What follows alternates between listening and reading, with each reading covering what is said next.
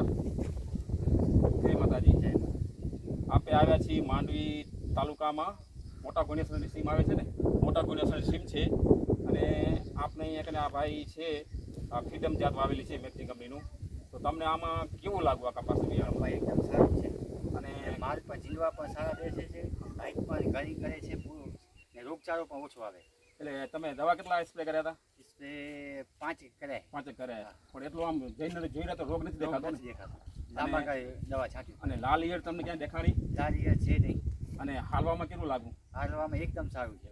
અને ગ્રોથમાં હજી માલ પડ્યો છે ને, ગ્રોથમાં ચાલુ છે હજી. એ એક બતાવો તો અહીંયા કને કેવી રીતે આ જો ને આમ હેરું લાગે છે. લગ્યા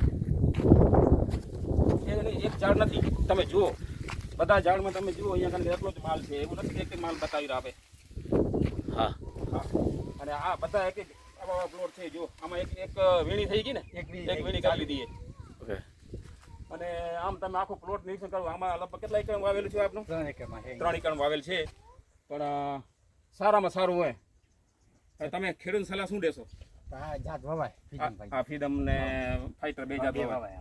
અને ફ્રીડમ તમે બીજા ઉપલા પ્લોટમાં છે એ આવું જ છે. આવું જ છે. બરોબર. રામ રામ. ઓકે.